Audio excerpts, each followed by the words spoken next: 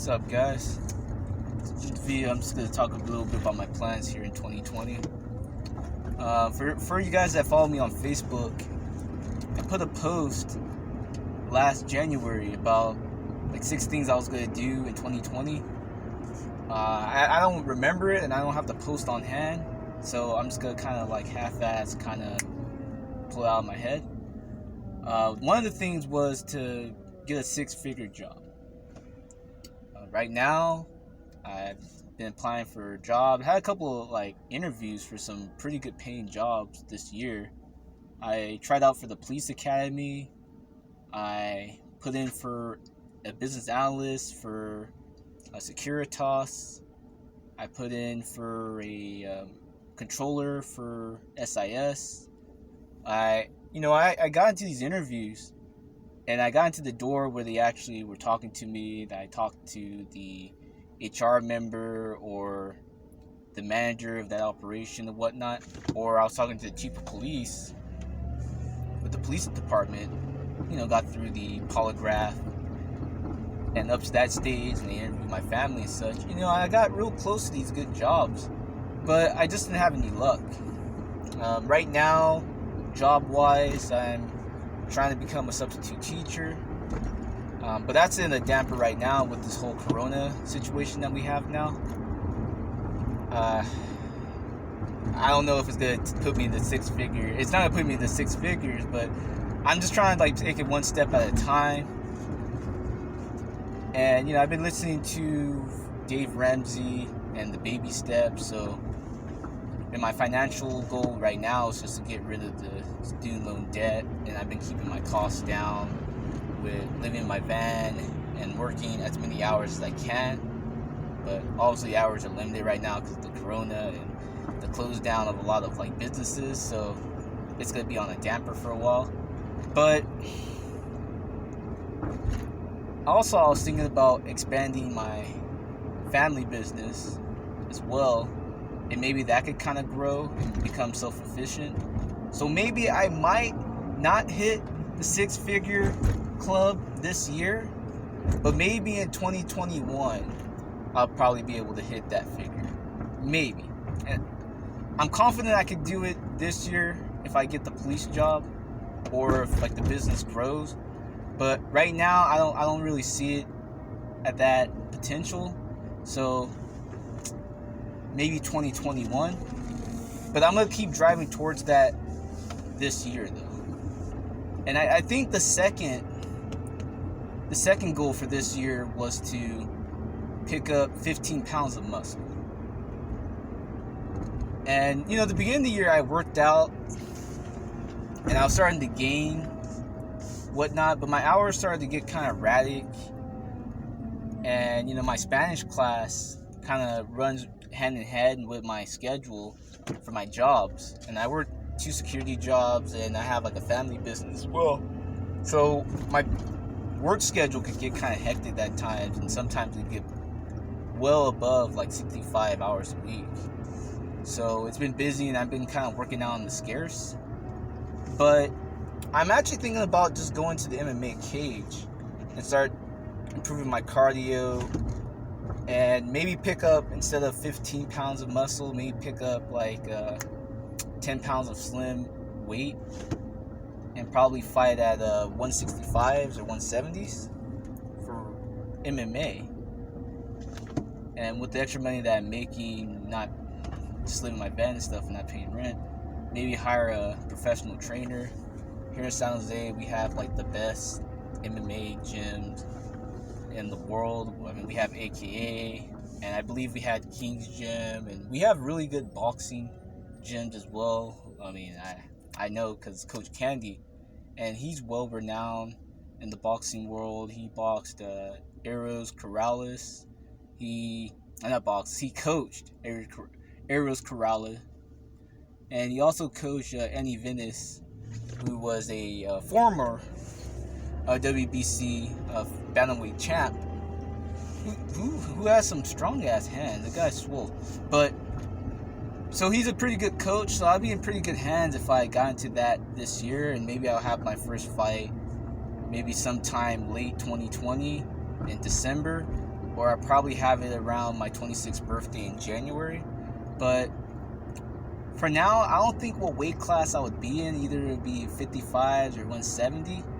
But as far as fitness goals, that's kind of what I'm aiming for this year. The other goal I had in mind was to learn a second language, Spanish, which I'm already doing that right now at San Jose City.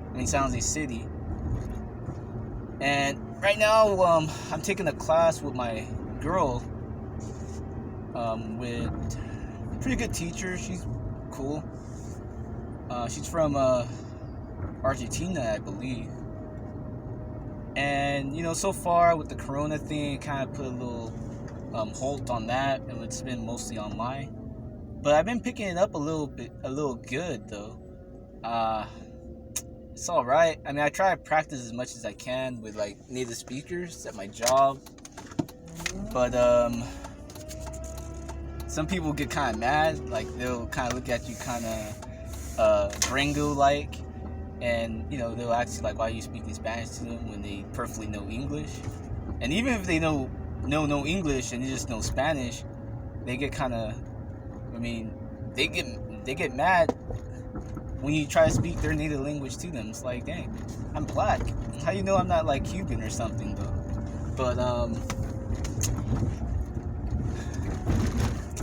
But yeah, like, and right now I'm just in the middle of this video. I don't want to insult the viewers that are Mexicano or Mexican or Spanish speaking who do speak Spanish with my gringo broken Spanish.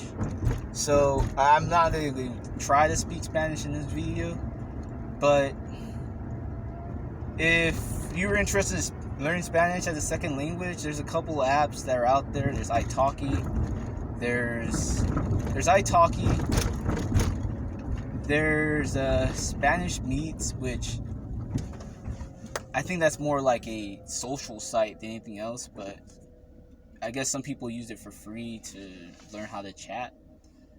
But, or just take your local class at a junior college. Which, if you get that BOG waiver, then you're paying little to none. Just don't get a cheap $20 book on Amazon that says fair condition with some writing, because I got a book that was in fair condition and said some writing, but it was in shit condition with hella writing. So, just get a good book, spend the extra maybe $20 for a good condition book, and form a Spanish group on Facebook or Skype or whatever, so you can have extra practice without paying a lot to italki, or have like one of your Spanish speaking friends help you out with the language too, because a lot of them, instead of them teaching you curse words and how to say puto to your Chicanos, have them teach you how to say hi, hola, or say sorry in Spanish, perdón or perdona, whoever you're talking to. And it might be good for you. I mean, you could travel to 20 more countries just by knowing Spanish. Like, I didn't know that. I didn't know that there was like 20 plus countries where Spanish is like the main language or the co-language of that country. And education is cheap in those countries, so it's actually a pretty good idea to learn a second language. Like maybe one day you just want to retire out of this country because it's hella expensive, especially in Silicon Valley. So, that's just something to keep in mind. And I thought of that in mind too. Like maybe I want to go and study abroad one of these days. I don't know what I would study, but it's just a nice thing to think about in mind. Like maybe I want to travel, but that's always there for me if I keep continuing learning Spanish. What was the other one? I had other ones too. I wanted to get a house, a down payment to a house. And that kind of ties in with my student loan thing somewhat, because I can't do that unless I pay the loan off. And with the house, it's also kind of part of like the 6-figure thing as well. But with the house, I would want to at least get $100,000 down before I buy a house. Maybe $60,000 to $100,000 down before I bought a house. And I would buy it in this area in San Jose. Totally. And I'll have it as a rental property. I'll get a 3-bedroom, rent out all 3. Probably get an RV of some sort in the backyard, rent that out for maybe $1,200 a month. A nice RV, like a 40-foot RV. Retrofit the backyard so I could have the charge station for it and the water pump, the water hose I could get fitted back there so I could put it into the RV. And make that $1,200 plus the rooms. Like in this area, you could rent out a room easily for $800, depending on the size, $700 to $900 a month. So netting about a good, I'm just gonna pull the number out of my head, but I'm pretty sure I can make a good $4,000. No, make a good $3,000 to $4,000 a month of rental income by having an arrangement that way. And that'd be like my one way I could get passive income, besides having a business that's more self-sufficient and investing, which that's the 4th thing, is to invest. Like one of my other goals is to invest into more stocks. Go to Infidelity. Not Infidelity. I'm not trying to cheat on my bank, but to Fidelity, where I could talk to a broker and probably get like a IRA account to invest in. Learn more about the stock market. Maybe invest more into my company if I ever get a full-time non-temp gig with the companies that I'm at, and I could get back into block schedule. Not that they're not giving me a lot of hours between the 2 companies. It's just that it's weird because some weeks they'll give me 40 at SIS, and some weeks they'll give me 42 at Securitas, and I'll be like, dang, this whole week I'm gonna work. But then when they do that and I'm flex, I don't get the 401k package or the fringe benefits. I don't get any. I don't get none of that. Like I don't even get stock for my company. So, or the 5% or 1% or whatever every 30, or whatever their 401k plan is. I don't get that. So hopefully that changes next year, and that'll be a part of my investment plan for later this year once my debt's paid off and I have enough to put down for their house. But the house thing's more of a years to come type thing.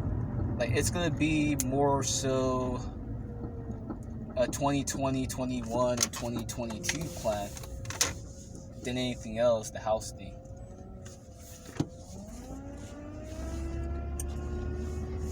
But I had other goals too. I had other goals as well. One thing was to strengthen my relationships, and that one's pretty vague. Mainly I was thinking more so like in the networking sense, like maybe make more connections, because I feel like in the black community there's just not that many connections in our community. Like especially when you see it here in San Jose, like we have Mexican communities, we have white communities, we have Asian communities, Indian communities. We have Japanese. I mean, we have all these communities in our area, but we don't have communities in which there's the black community. Like, and it's weird, and it's not because there's not a number of us, and that's why it is. I mean, Asians, they're very few in number, but they have many communities in San Jose, Cupertino, and Saratoga areas, and that's never been their problem. And as far as the demographic, black, I mean, we're a significant demographic here. And we're not the majority by far means, but we make up a significant demographic in which we should have our own community. And I feel like if we network more, we could probably reach that goal someday in San Jose. But also network in the sense that, you know, for business, maybe give out my cards to other entrepreneurs that are in that sector of moving, like more to stagers who stage homes, to people that haul junk. Maybe they need more trucks to haul the junk that they need, but like etc. But who knows? Like, I want to do that. Maybe call more of my parents. Call my parents more. Spend more quality time with my brothers and sisters and Salinas.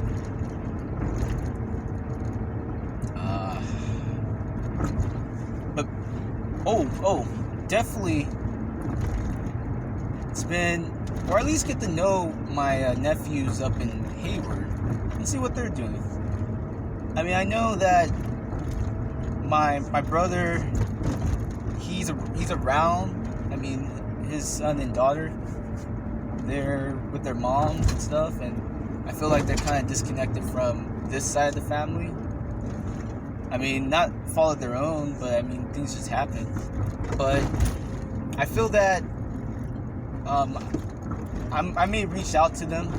I don't know how I would do that yet, but I want to reach out to them just to kind of like let them know that this side of the family is still here, and that someone's still thinking about them on this side. I mean, I don't know what it's like on their side, but which I'm pretty sure you know. For her name, but I'm pretty sure she's good. I mean, she seemed like a great mother when I saw her the first time, so they're probably in good hands. But definitely make that connection, because I feel like, and especially my family, that the connection part kind of gets what's the word? Not disconnected, but it's kind of like there's like separation a lot in it. I mean, like as far as like family members or divorce or separations, or maybe they just didn't know the other half, but whatever. But there's a lot of separation in my family, so it'd be kind of nice to connect them back in. But what other goals I had? That was about it, really.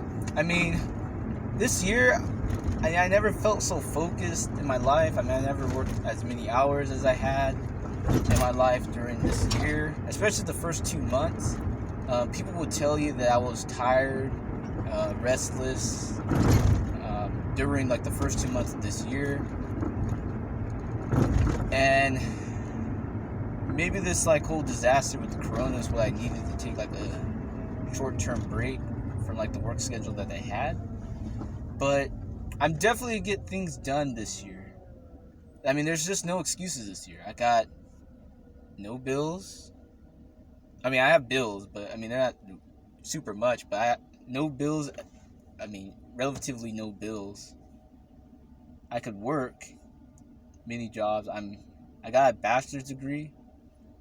I'm plugging in for jobs right now. I'm definitely gonna get my financial goals done, at least to the bare minimum of being no debt with the student loan this year. I will fight at the end of this year. I will at least have a small down payment, at least $10,000 at least net or more by the end of this year. I will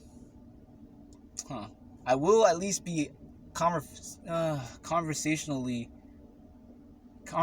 fluent in Spanish by the end of this year, for sure. I mean, with italki and everything, and being at class on time and taking the summer classes and etc. I mean, I should have those goals done. Not should, but I will have those goals done by the end of this year. I will. I mean, there's no excuse. The only excuse that I have really is no excuse. I mean, honestly, like these things can be done. And also a tip note for this year too, I'm gonna learn to say no, because these goals need to be done. I'm 25, and I want to get things in life. I want things in life, and no one's gonna stop me. I'm gonna get them. They're gonna be accomplished, and nothing's gonna step in my way. Alright guys, hey, thanks for listening, you guys.